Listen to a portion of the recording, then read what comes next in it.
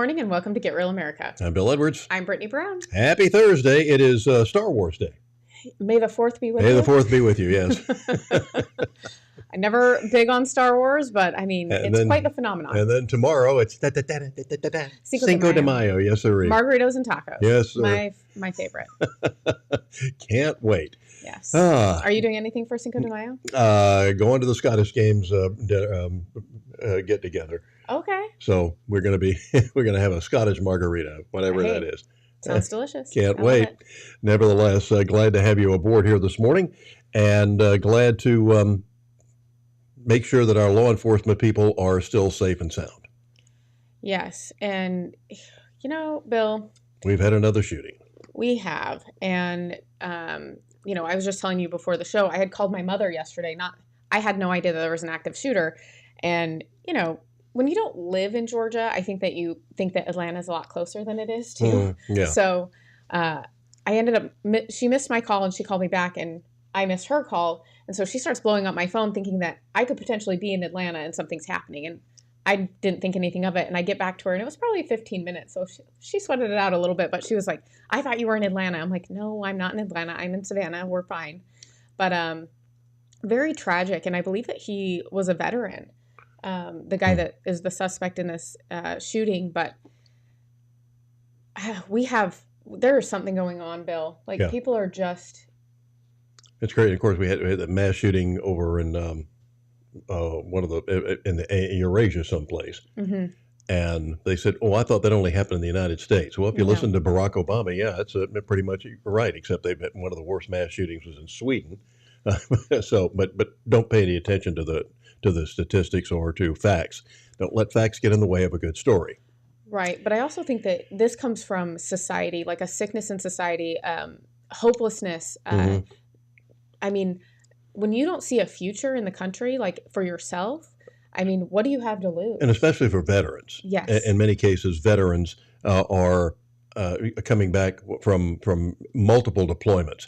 When as bad as the Vietnam War was, if you went over there once and made it back okay, I'm having in quotes here, then you didn't go back unless you volunteered for another 9 months or a year tour, and it was usually 9 months to a year, but you only went one time, and you had served your time.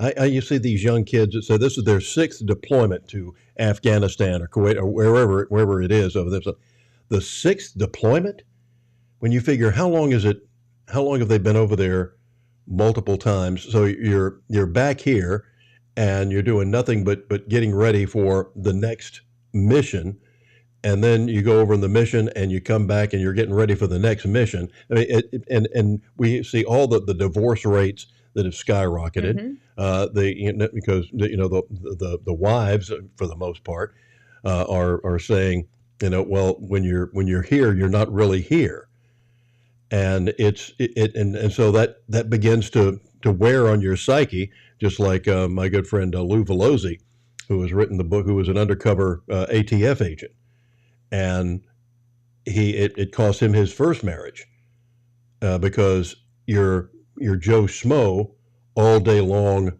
in your undercover role, and then you go home and you're dad and your husband and you're Lou Velosi again, and then you're back to Joe Schmo and you're making all these contacts with people, and it weighs on the psyche. And some of these veterans, we're not getting the help that they need. We're not spending the money that we need. We need to tell them maybe they're from Ukraine because nothing seems to be too good for them, or they're illegal aliens because nothing seems to be too good for them either. And I don't mean to make light of this in any way, shape, or form, but it seems like we're prioritizing the wrong things all the time, especially with this administration, that the government is spending a lot of money on things that they don't need to be spending it for. We're spending money that we don't have in the first place, and yet these people are not getting the treatment and the accommodations that they need in order to prevent something like this. What we want to do is pass another gun law. Yeah, that's going to work. We've got about 30 or 40,000 gun laws on the books now. Let's start enforcing 5 or 10 of them. Well, and I also think, Bill, when you look at my generation, we've created a bunch of broken men because of the war that we had for 20 years. Yeah. And then when we pulled out, that was devastating for a lot of them, because it's like, what were we fighting for so Really, many years? I lost 2 arms and a leg over this. So I think that there's a lot more to the actions of this president that people don't realize goes way deeper for people. Oh yeah. Mm-hmm. And the military is just they don't either. A president who doesn't know how many grandchildren he has. Yeah, and our friend Steve Statton's with us this morning, and he says, number one, Bud Light sales are down 26%, and it looks like Fox will follow suit. So I also believe that's true. A year and a day in Vietnam, and then in World War II, my dad deployed and didn't come back until victory. Mm-hmm. Well, I'm glad he made it back. And by the way, in World War II, we were fighting to win that one. It wasn't to fight a stalemate or anything else. We didn't have people over here saying, we need to understand our enemy. What did we do to make them so angry? Well, and here's the thing, Bill, like, get in and get out. Why do we need to be there for 20 years? And then why is the government lying to us about being at war in Ukraine? And World War II, we fought 2 wars. We were fighting the war in the Pacific with Japan. Mm-hmm. We were fighting the war in the Atlantic with the Nazis and the Germans. And if you look at it today, Bill, if there's a 3rd World War, which God forbid that happens, do you think that the U.S. is in any sort of position to be successful in that?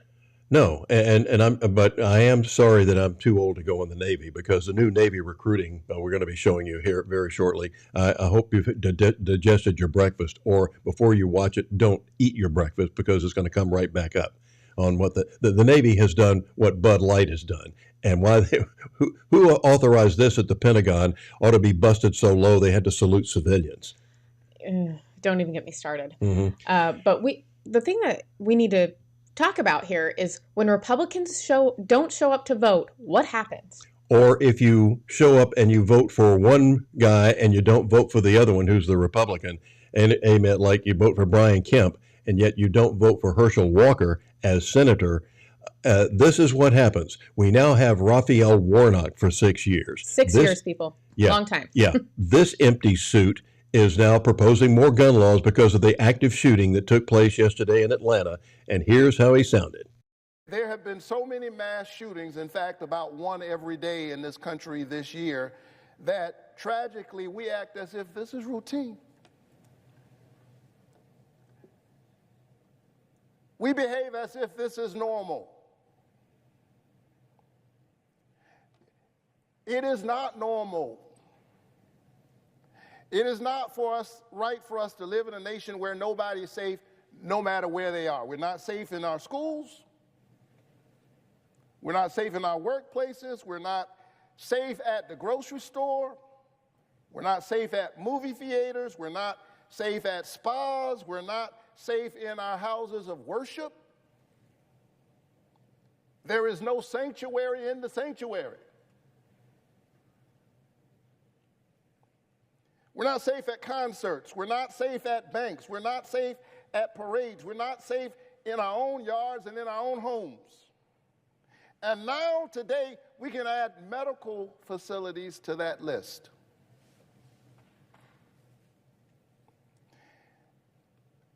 And still, we have done so very little in this building to respond.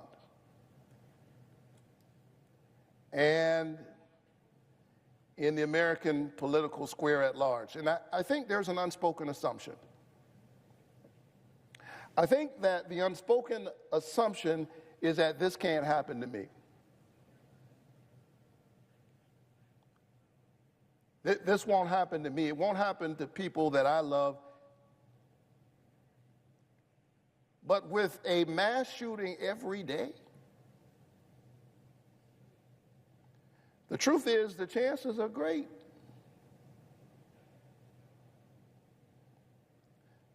I shudder to say it, but the truth is, in a real sense, is only a matter of time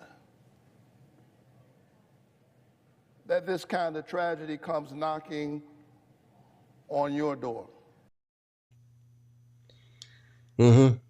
So he's always going to be this way. He's always going to be an activist. Mm-hmm. And, like you said, we don't enforce the the laws that we have. So what difference does it make? There are other issues that we should be focused on. And I don't know that he's not going to be successful up there, but we have to deal with him for 6 years. And he likes people like Fidel Castro, who he invited to his church and said that this was just a misunderstood person. And Fidel Castro was really good at killing people. Yeah, well, our friend Steve Stanton says 95% of safety could return with good DAs. Yep. You're correct. And I'm hoping, I am going to advocate for Anthony Burton. He is an amazing human being, and he is very much law and order. And his biggest goal is to make sure that the Soros DA we currently have is never able to serve. And if you want to cut down these shootings, quit voting for Democrats. And we still haven't seen the manifesto from what's his face, whatever its face is over in Nashville. Yeah, the transgender shooter. I mean, I'm not going to say the name, but no need to. No. Well, and here's the thing, Bill. It was so interesting how all of a sudden they were reviewing it, and then the about face happened, and they're like, all of a sudden, nope, we can't release it. It's an ongoing investigation. So what's going on, and why is the FBI involved in this? Interesting, some of those other ongoing investigations where the stuff comes out like that, if it happens to be the Republican politics of some sort. It is pathetic what we're facing now, and of course, a lot of stuff coming out now, more whistleblowers coming forward from the FBI that are bringing to light many things that we've already known for the last 5 years, while the White House is saying this investigation has been going on for 5 years and you haven't done anything, you haven't proven anything. And if you watch messed up NBC or the Communist News Network, the way they keep standing up for this Hunter Biden character is unbelievable, and this president. It's just unbelievable how they could see that this country is being destroyed, and they're not doing a damn thing about it except making it worse and carrying the water for this guy. I don't know where they think freedom of the press comes from. Well, didn't you see, I believe it was Adam Schiff or one of those people is Adam Schiff's lying when his lips are moving. What Democrat are they not lying? Yeah, well, that's true. But they were talking about protecting journalists, and I'm like, oh, great. And getting them out of war zones and things like that. And don't we already have stuff on the books for that? I don't understand these politicians and their focus on things. How about we talk about the border? HB2 actually came out this week, and I'm actually very excited about it. We'll see if anything happens, but I do think it's fun to watch the Biden administration squirm, because they know that they cannot have any bills if they don't play ball with the House. Yeah. So let's hope that we get some work done, and the Republicans are finally showing a backbone, and conservatives are finally showing one as well. Yes.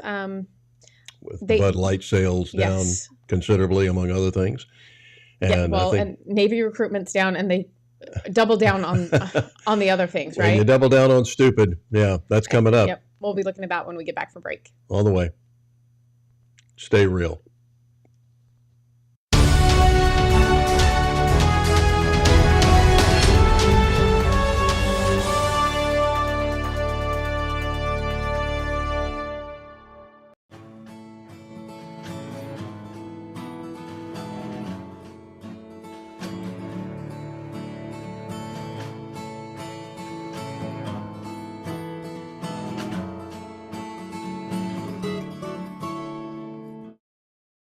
Hello, I am Bob Williams, current president of the Savannah Scottish Games. This is our 44th Savannah Scottish Games. We've been at Bethesda Academy for the last 15 or so years. Simultaneously, we have the Border Collie demonstrations herding sheep. We have children's activities. We have the Celtic dancers, the Highland dancers. We have the athletic field right in front of us here. And behind me, we have the Celtic music entertainment tent.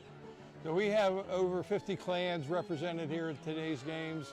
This is the time for Scots to get together, share their cultural heritage. We have a genealogy tent so they can find out the history of their family name and how it connects to Scotland, along with a lot of the Scottish history. We have reenactors on site that demonstrate some of the activities that were taking place during the 18th and 19th centuries. As this country was getting settled, and this role that Scots played during that.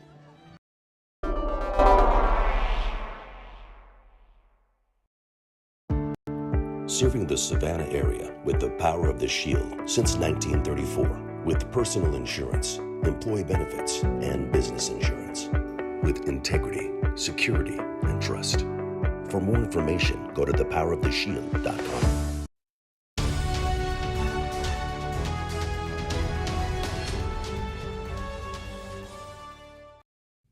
At Get Real America, we are focused on Savannah, but we'd like to hear from other communities as well. We have a lot in common. Come join us today at Sweet Potatoes Kitchen for some of that good Southern home cooking, like fried chicken, fish, and mouth-watering banana pudding.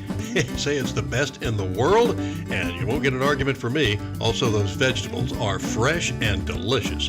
Voted Southside's best restaurant in Savannah at least 5 times, and large corporate parties are welcome. Tell them Bill Edwards sent you. Drop by and eat today. Everybody loves sweet potatoes.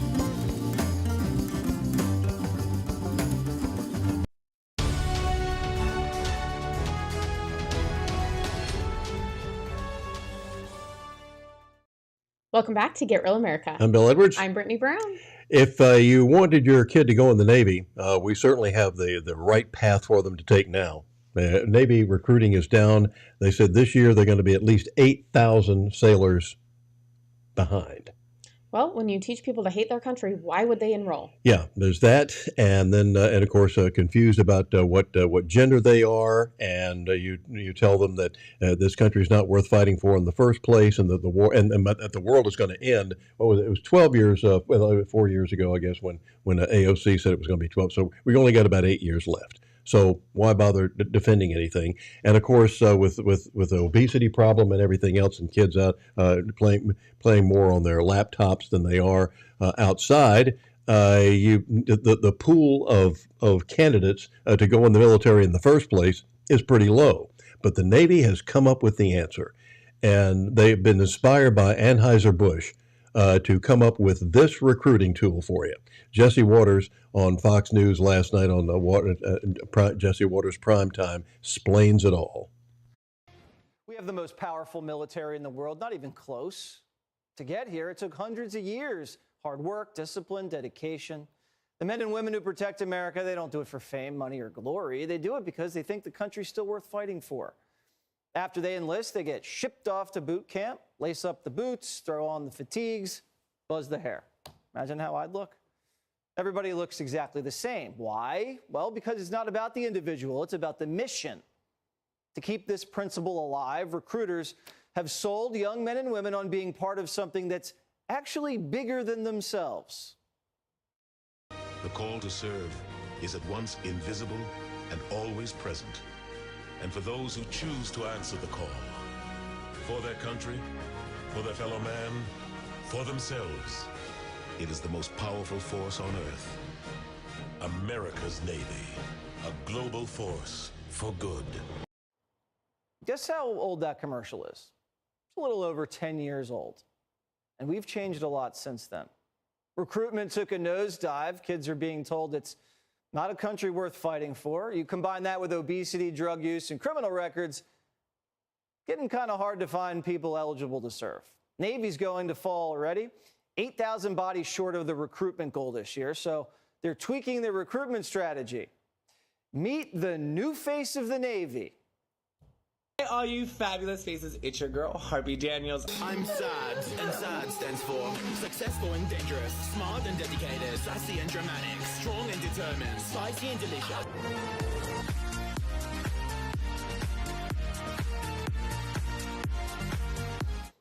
So that's Joshua Kelly, whose stage name is Harpy Daniels. Harpy's a sailor who says he's not a man or a woman. And the Navy picked this guy to help recruit cadets. Harpy advertises how great the Navy is by dressing in drag, putting on makeup, doing his hair and nails, and singing and dancing. If you join the Navy, you can just be like Harpy. The Navy wants cross-dressing sailors manning their ships.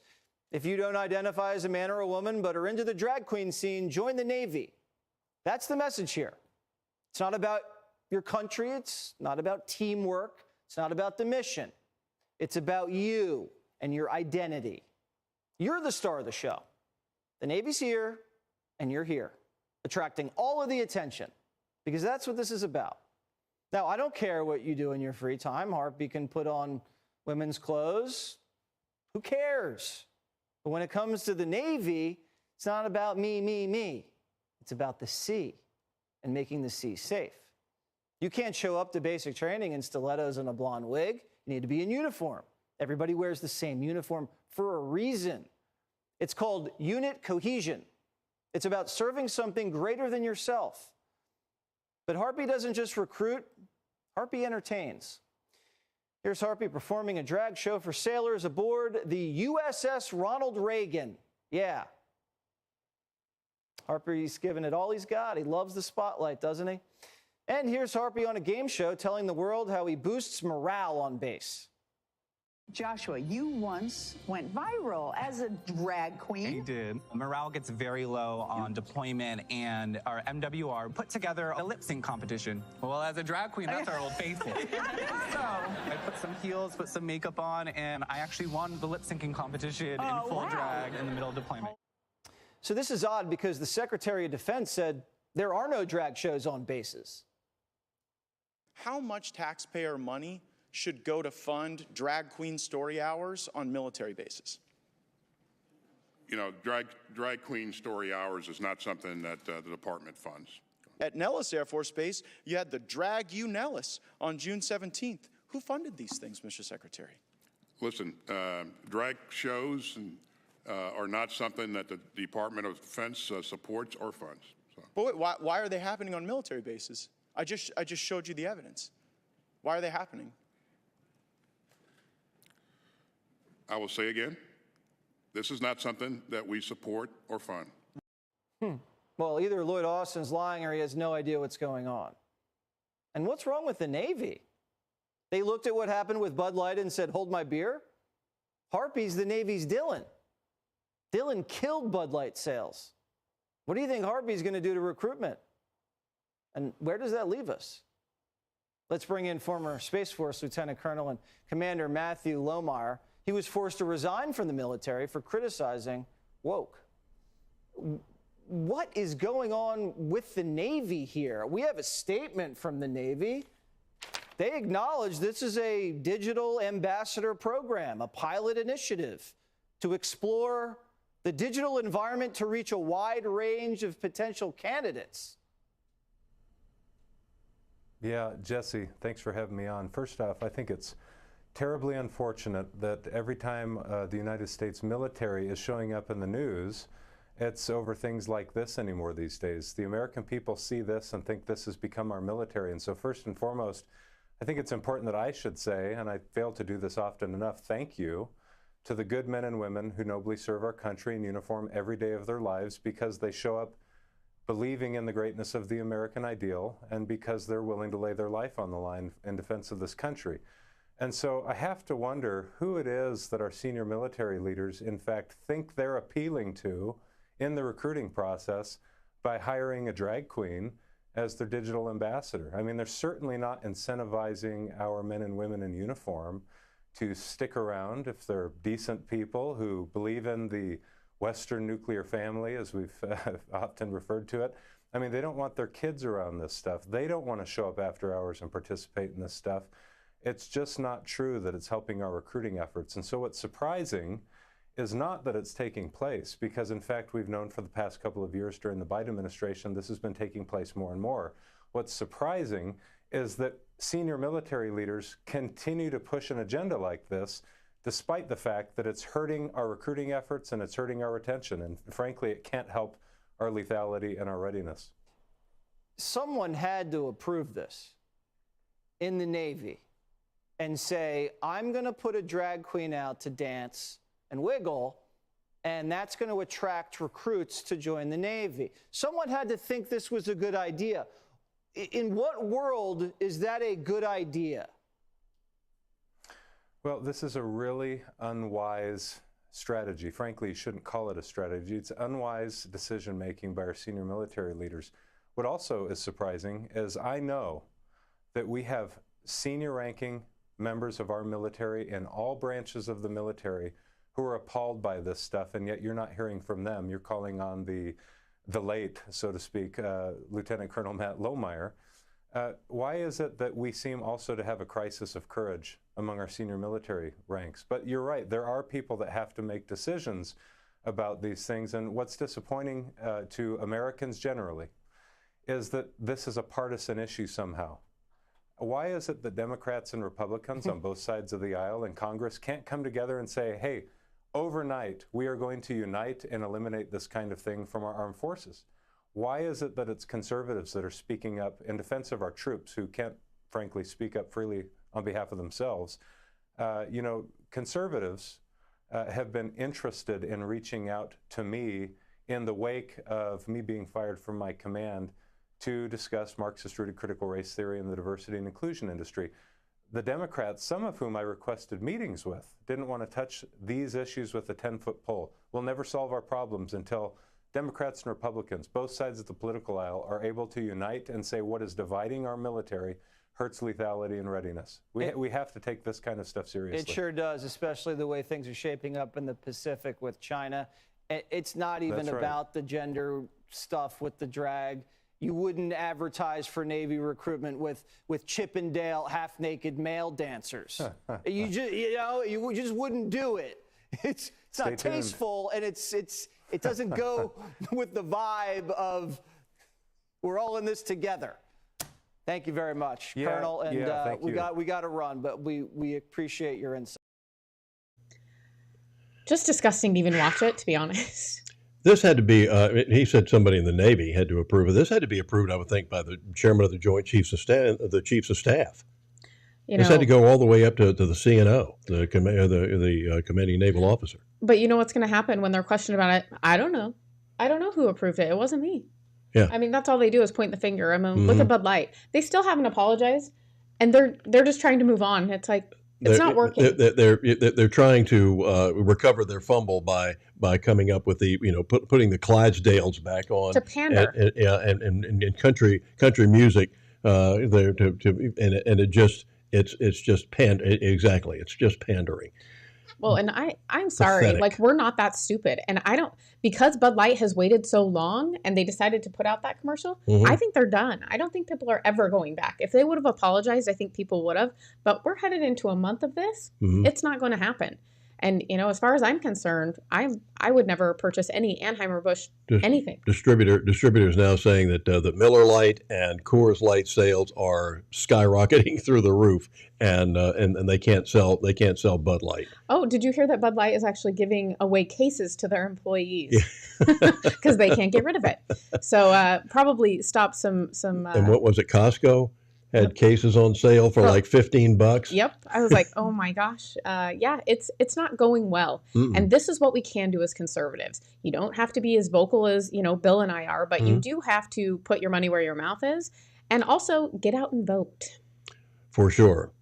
Vote for people like Jason Anavatarte, one of our state senators representing us here in Northwest Georgia, and he's come up with some legislation to honor a Savannian. We'll tell you about it after the break.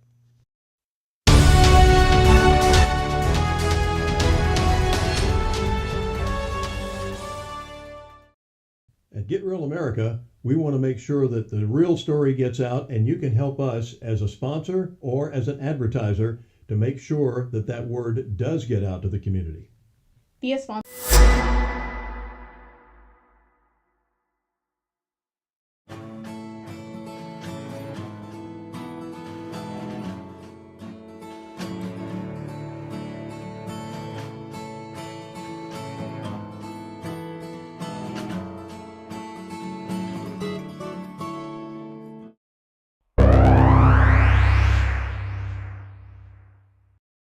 Hello, I am Bob Williams, current president of the Savannah Scottish Games. This is our 44th Savannah Scottish Games. We've been at Bethesda Academy for the last 15 or so years.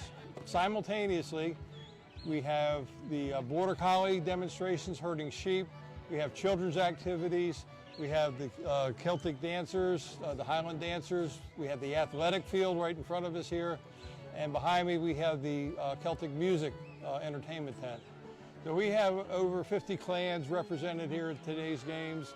This is the time for Scots to get together, share their cultural heritage. We have a genealogy tent so they can find out the history of their family name and how it connects to Scotland, along with a lot of the Scottish history. We have reenactors on site that demonstrate some of the activities that were taking place during the 18th and 19th centuries as this country was getting settled, and this role that Scots played during that.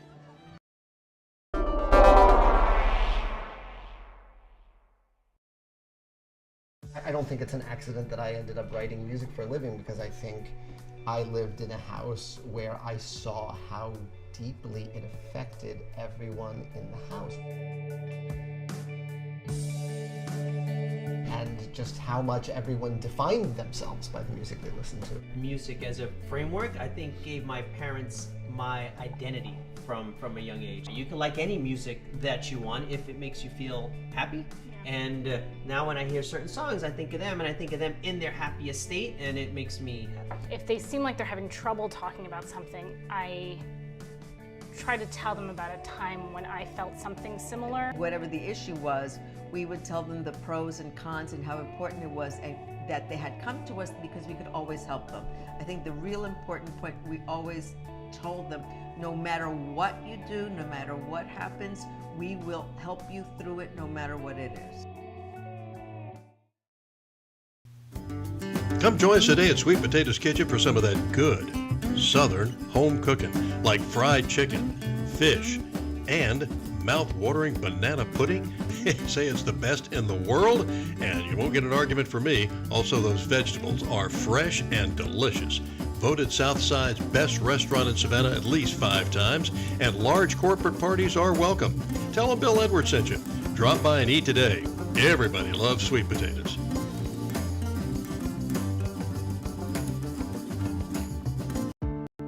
Serving the Savannah area with the power of the Shield since 1934, with personal insurance, employee benefits, and business insurance, with integrity, security, and trust. For more information, go to thepoweroftheshield.com.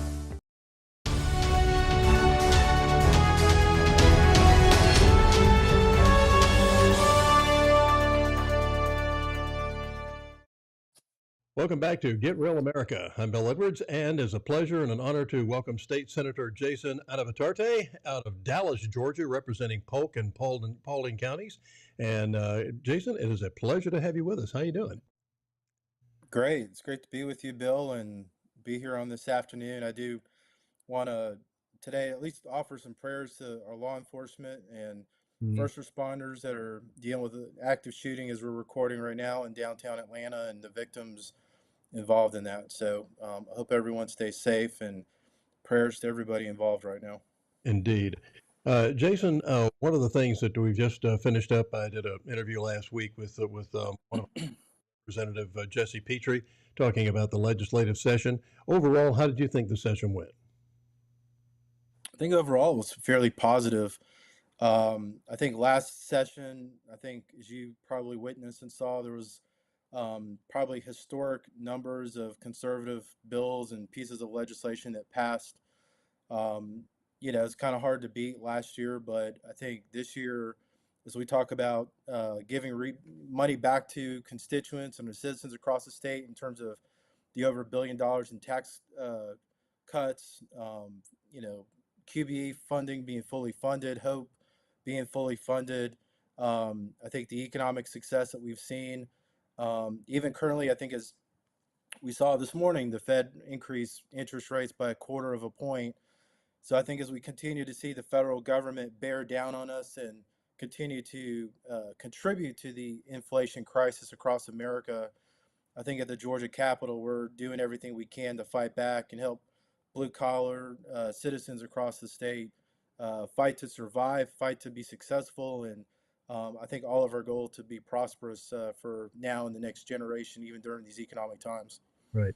Jason, one of the things that we brought you on for was because that are near and dear, a person near and dear to our hearts here in Savannah, at least for the most part, is a native from a little community right here called Pinpoint, guy who pulled himself up by his own bootstraps, and I think has a great success story and has become probably and arguably the most powerful black man in the world, and that is Clarence Thomas.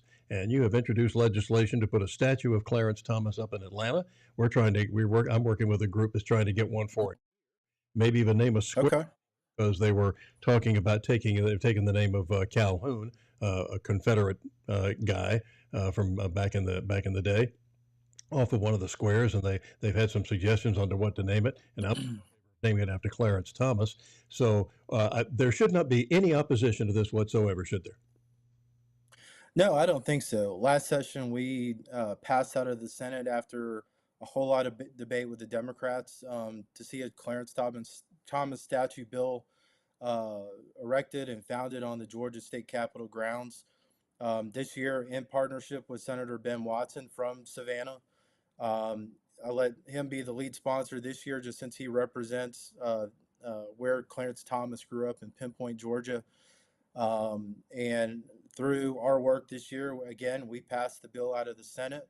It's almost right sitting at the finish line in the House, and we hope that this upcoming session in 2024 we can get this done. I think the debate that Ben and I have had and others is if we're going to honor notable Americans, and there are several from Georgia. I mean, we've honored in terms of Paul Coverdale, whether you like him or don't like him. Former President Jimmy Carter, many other notable Georgians.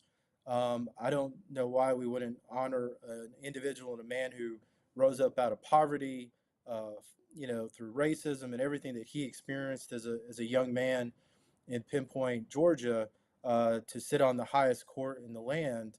And this shouldn't be about your conservative views or your liberal views. This should really be about honoring an American that has faced all sorts of barriers to become and rise to the position he is in American history. Jason, what would the objection be? What's the big deal? It seems like the Democrats these days seem to just walk in lockstep. If you step out of line, you're not in the party anymore. Yeah, that's pretty much the case. I mean, we heard during debate on the Senate floor, regurgitating all the phony and false allegations about what happened with Anita Hill, and almost everyone acting like he was investigated and convicted. And I think I think your listeners and many across Georgia and across America know that not at any point in time of Clarence Thomas's life has he ever been investigated, indicted, tried in a court of law for any of the things that the Democrats want to raise.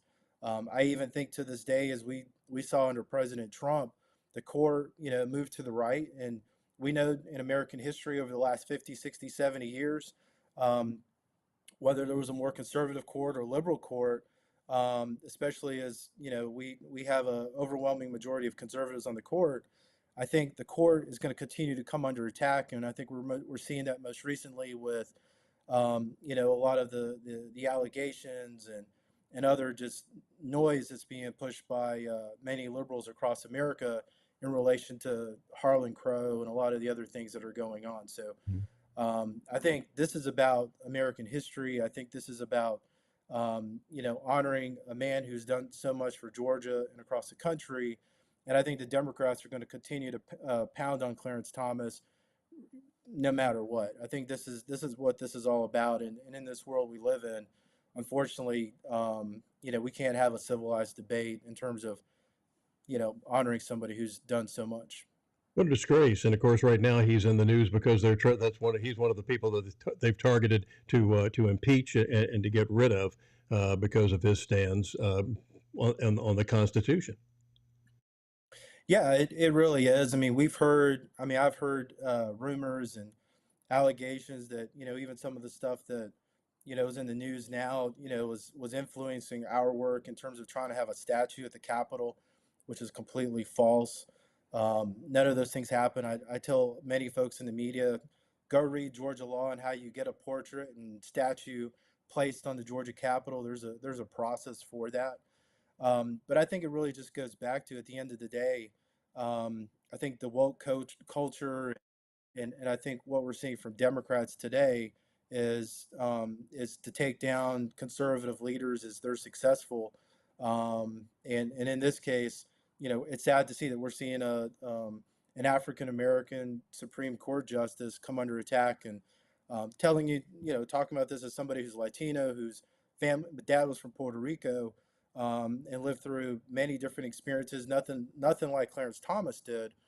I can tell you that there are a lot of Georgians who want to see this happen, and I believe we need to get this done. And Jason, why did it fall on you? I'm glad to see my good friend Ben Watson and others from around Savannah are in on this. But how did what brought him to your attention that you wanted to sponsor this legislation? And thank you for that, by the way. No, I mean, I think for me, it's just something I've always had interest in is Clarence Thomas. Just being a younger guy, born and raised in Georgia, seeing him, come under attack when he went through the hearings, Mm-hmm. to see him appointed by President Bush. I believe I was in elementary school or middle school back then. Yeah. And so seeing his life, as long as I, now, married and 3 kids, and seeing how he's touched American culture, how he's touched our American way of life. And to have somebody as notable as Justice Thomas from Georgia, of all places, and being lucky to serve the citizens I do in West Georgia, and being in this capacity, it's kind of a once in a lifetime, I think, opportunity to recognize those that have given so much to our nation. So I don't take that lightly. I don't take that for granted.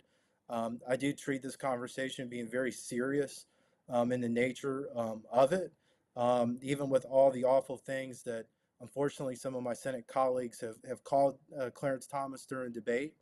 But at the end of the day, the right thing to do is to get the statue erected and placed on the Capitol grounds.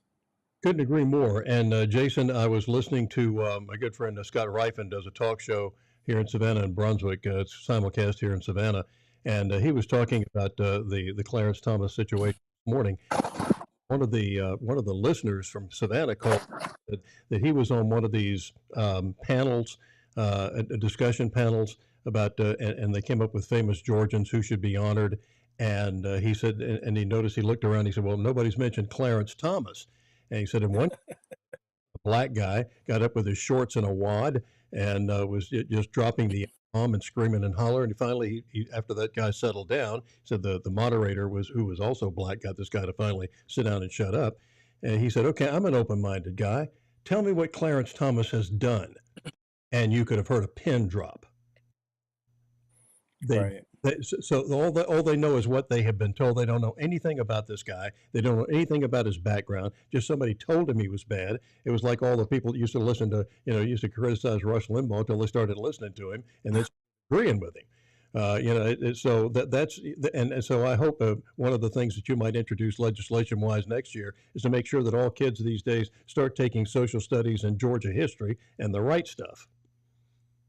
Yeah, and we've talked about that. I mean, I think, as we continue to have the conversation, there's been much debate over the last many years of, wiping away history, other statues that have been either controversial or maybe in some cases positive, whether they should be, taken down, put up, whatever. At the end of the day, I mean, I think as we've heard, whether it's Condoleezza Rice or others talk, I mean, history is history. You don't wipe it away just because you want to take down a physical object in some cases. There are some objects we probably should remove that, are maybe not relevant or whatever.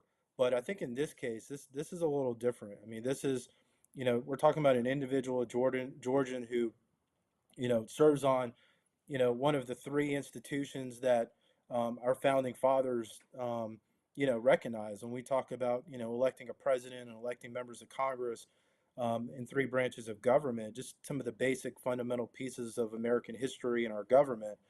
And I think to see, an African American leader, from Georgia rise to that occasion, even through all of the name calling and all of the challenges that he has faced in his life. To be there today, I think it's a pretty significant moment of history. So I view today as another, significant moment of history as we have this debate as to whether we honor him or not. I have yet to hear from a Republican in my party, at least in the Senate. Every Republican, I believe, signed our legislation. I've yet to hear a Republican in the House, denounce or talk against Clarence Thomas. So I'm very hopeful that we'll be able to get this bill done in January when we go back into session. And I hope there's greater conversation over the next months. We shouldn't run away from controversy. Whether you got publications wanting to talk about the Harlan Crow stuff and everything else that's out there, we should engage. We should have dialogue. We should talk about it and make sure that the facts and true honesty around this conversation is being told. And I think when we run away, we're doing a disservice to our citizens in the state and the nation. But I think folks like you and myself and others, I think we need to engage and continue this dialogue and not run away. Jason, I couldn't agree more. If you want an argument, you're gonna have to change the subject. So now, so I got to You got to run into the fire. Yeah, as opposed to this recent Supreme Court justice who's been nominated and approved, who didn't know what a woman is. So this is a great step in the right direction. I want to see that statue erected both in Atlanta and here in Savannah. Hopefully, a square named after him too as well. And I appreciate the efforts that you're making. Please stay in touch with us, because I'm still ticked off about them taking all the Confederate generals' names off the Army posts around here. So and I'm hoping they're not going to change Paris Island to Gay Paris. So we're just to let you know where I stand on this issue. And listen, stay in touch with us, and we'll stay in touch with you, and we'll get her done, as we say in the sunny South. Definitely. Well, thanks for having me on, and yeah, we look forward to having this debate and continuing this fight. I think it's a fight worth having, especially just continue to talk about. And again, I think we got to fight for Georgians who are fighting for America. And I think we're at the place in history right now where we need to get this done and send a message to the nation that we're not going to back down and we're going to do what's right. Senator Jason Adivitarte, lead on. Thank you for your time today. Thank you, sir. All right, we'll be right back.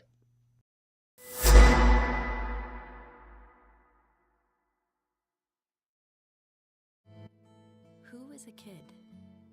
Well, that's a kid. And another. Look, a gaggle of them. Or is it a herd? Litter? Pride. But what about her? Tell her she's not a kid. Or him. So how do we tell who is a kid? Height? Age, maybe. But some of us have to grow up faster than others. A kid. A kid wants to make the world better. And one day, he just might. Is a kid fearless? Vulnerable? Strong? Nervous? Yes. Yes. Yes. Yes. Kiwanis is 600,000 kids at heart, doing all the little and big things it takes to help children around the world. Because kids need Kiwanis. All of them.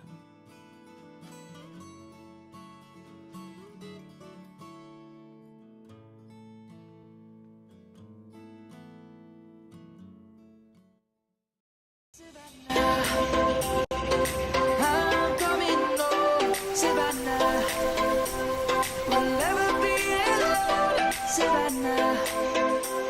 The beauty of the world, Savannah. Let's all take a walk, Savannah. I'm coming home, Savannah. When you're looking to buy a business or sell a business, the experts at Best Business Brokers have you covered. Whether you're ready to cash in on your years of hard work or you're taking that first step in buying a business of your own, they're here to guide you through the process and make sure you get the best outcome possible. By having Best Business Brokers assist you when you buy a business or sell a business, they handle the legwork of the intricate process. This ensures a smooth transition of ownership, allowing you to get to work immediately or receive payment for your business as soon as possible. With base operations in Savannah and Charleston, they service all of Georgia and South Carolina. If you're considering starting a business here, the mild winters and 5-tiered economic areas make these the perfect places to do so. If you're ready to buy a business or sell a business, then you're ready to contact Best Business Brokers.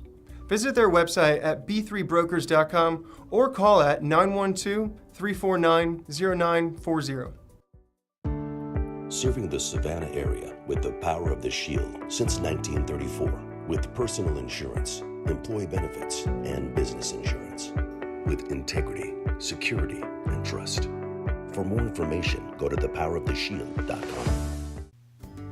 Come join us today at Sweet Potatoes Kitchen for some of that good Southern home cooking, like fried chicken, fish, and mouth-watering banana pudding. Say it's the best in the world, and you won't get an argument from me. Also, those vegetables are fresh and delicious.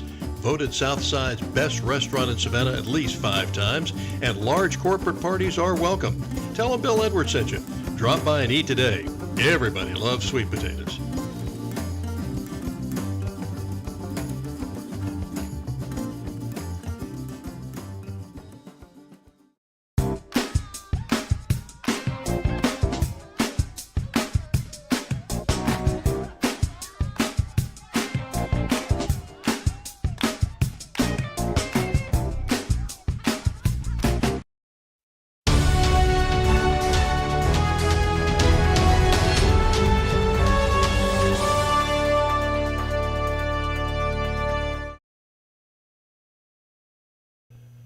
Welcome back to Get Real America. I'm Bill Edwards. I'm Brittany Brown. And glad to have you aboard here this morning as we get ready. Scottish Games coming up day after tomorrow. Some other stuff going on around town, too, so you can also check that out. The Dog Carnival is actually in Forsyth Park on Sunday, so go check that out with your dog. It's going to be a really good time. I will be there with my Golden Doodle, which will be super fun. And the weather has been fantastic this week. It looks like it's going to continue through the weekend as well. Still a little windy in Savannah, something that we're really not used to.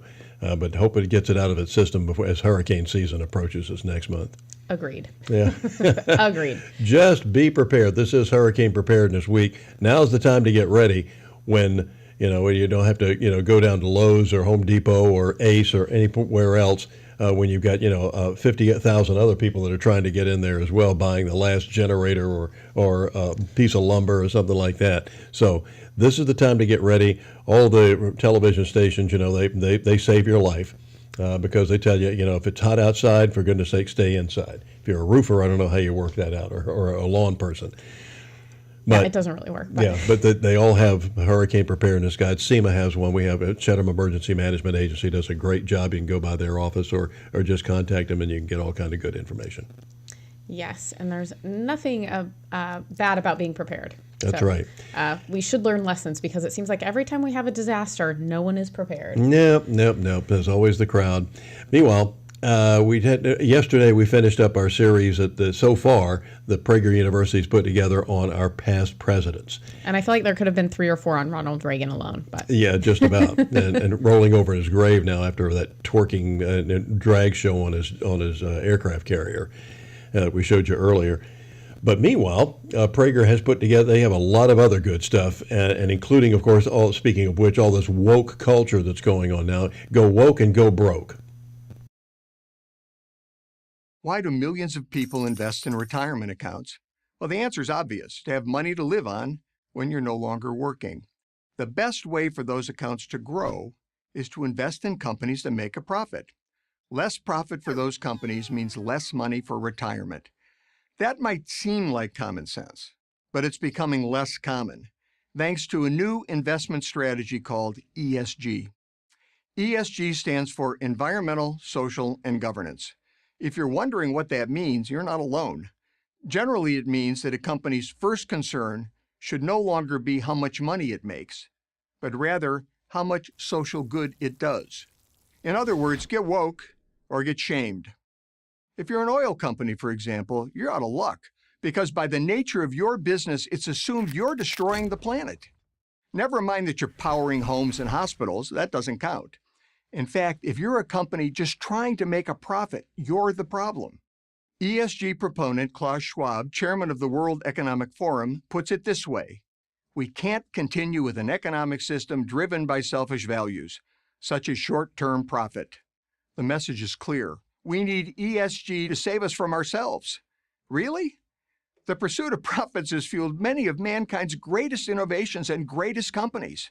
It led Elon Musk to build electric cars, Andy Grove to design computer chips, and Reed Hastings to develop the world's most popular streaming service. Everything from aspirins to commercial airplanes to, yes, solar panels and wind turbines came about because of the desire for profit. Profit is why you have a job, clothes, a house, food, and every other necessity, not to mention luxuries. It's the reason why you can live in Phoenix and stay cool, or live in Buffalo and stay warm. The genius of capitalism is that it requires businesses to do good things for society to make a profit. Think about it. If you want to start a business, whether it's a dog hotel or a shoe factory, you'll have to create a product or service that helps others at a price they can afford. If you want to hire employees, you'll have to offer attractive wages and safe working conditions. Otherwise, nobody will work for you. If you want customers, not only will you have to make a good product, but you'll need to cultivate a good reputation. That means treating those customers well and offering competitive prices. In a free enterprise system, you can't make money without providing a social good. Capitalism is, by its very nature, conscientious. It turns out, then, that profit isn't selfish. It motivates us to contribute our talents to help others. ESG threatens this system. By denigrating profit, it lessens the incentive and the means to do good. Without profits, companies won't have the capital to provide jobs, pay investors, or fund innovation. But that's the world ESG wants you to live in, a world where profit takes second place to a preoccupation with income inequality, race and gender sensitivity, and climate alarmism. But even if you wanted to address those concerns, how would ESG help you do it? That's a fair question because there's no consensus on ESG standards. Here's a good example. 3 self-proclaimed ESG watchdogs have given Tesla 3 completely different ratings: best, worst, and middling. In capitalism, there's a simple metric to determine success: how much money you're making. Under ESG, there's no such thing. It's a judgment call. To make ESG investment strategies even more problematic, according to Meyer Statman, professor of finance at Santa Clara University, in the long run, ESG investors are likely to earn lower after-fee returns than non-ESG investors. Over a period of, say, 30 years, those fees alone could cost you hundreds of thousands of dollars. So if ESG endangers profits, offers no clear metric for success, and is a mediocre investment, why is it even a thing? Well, for 2 main reasons.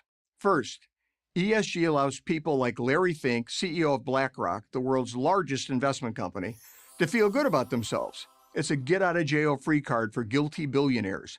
They preen in the New York Times, and the rest of us are stuck with the bill. And second, it's about control.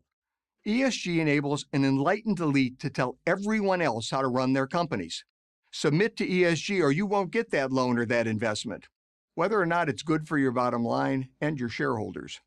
That's how companies and whole economies go from woke to broke, including your 401k. So if somebody tries to sell you on environmental, social, and governance investing, hold on tight to your wallet and to your values. ESG is coming for both. I'm Andy Puzder, Senior Fellow at the School of Public Policy at Pepperdine University for Prager University. Thank you for watching this video. To keep PragerU videos free, please consider making a tax-deductible donation. Boy, those things are great. Yeah, they really are. And it just goes to, profit is not a 4-letter word, okay? It is, you have to make a profit. Imagine this, put it in your own life. And the fact that if you got a paycheck and all it did was cover your rent, car payment, and your clothes or whatever else and necessities you needed, but you had nothing else, what do you do when you have to repair the car? What do you do when there's a plumbing issue at your house? Where is that money going to come from? If you don't have enough money above and beyond what you need for the necessities, then you can't live, or you can't. It's not going to work out well. Companies have to make a profit in order to hire more people, do more research. You can say what you want to about big pharma or whatever, but they make a lot of great products that keep people alive and have saved lives. And they might invest $1 billion in a product that does not get approved, and they just have to throw it away, as opposed to, the one that of the 10 that they're researching might be spending billions on those, and only one of them gets approved, and that takes 5 to 10 years, unless of course it's a COVID vaccine. Right. Well, I also think what's the point of starting a business if there isn't any profit? And exactly. The other thing is I think that there's a huge responsibility in starting a business, and you have to be someone that cares for people, even though you do need profit, because you're responsible for those people being able to support their families and have a good quality of life. So there is a human aspect to having a business, but at the end of the day, you need to make money in order to pay people and in order to provide like a good working environment. Exactly. And most people, the profit is reinvested into growing the business. And Walt Disney wanted to entertain kids because he had a lousy childhood and he had a wild imagination, and it turned out it was not only was it successful, it also made a lot of money. And right here in Savannah, a young man and his wife came here and started a baseball team. It's now known as the Savannah Bananas. He was getting death threats when we first came out with the name, because they thought that was going to be an insult and people were going to be the laughing stock. We are now the laughing stock, except people are laughing at what he's done and what he's created. But it's fun. Jesse and his wife. Fun. But they came here on a prayer. They maxed out credit cards. They were living on a shoot. They were eating rice and beans and rice, and living in a place in Tybee. Let me put a caveat here. Not a beach house in Tybee. Yeah, but just a place that they could find at Tybee that they could afford, and not much of that, and started the Savannah Bananas, and it's been it's a huge success, going nationwide now, and it all started with the idea of just providing some entertainment, but also to make a profit. And it's done so well, the team is going all over the country now and playing at sold-out stadiums. Well, and isn't that why we have nonprofits for like those passion projects and things that people want to focus on? I mean, there's a reason for nonprofits, but there's also a reason for business, and that's to make money. But those nonprofits have to go out and raise money, and they raise money from the people who make profits. Otherwise, there's no donation. Poor people can't help poor people. Correct. Because if our farmers just grew enough food to feed their own family and maybe the kid next door, we'd all be starving. You're not wrong, Bill. And I think that people also, reality is frustrating, but some of the videos that I'm seeing from young kids on these social media platforms, they have lost their minds. And these people are going to be voting in 2024, which scares the heck out of me. Discussion for another time. There's another thing we're coming up, the clock. We've got to go. But we'll see you again next week. Hope to see you at the Scottish Games on Saturday. Yep. Have a good weekend.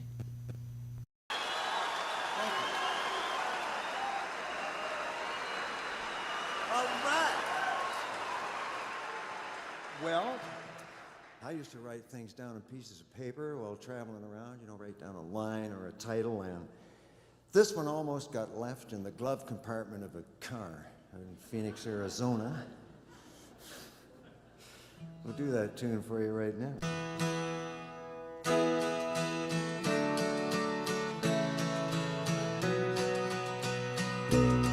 Picking up the pace of my sweet shiny dream. I wonder how the old folks are tonight.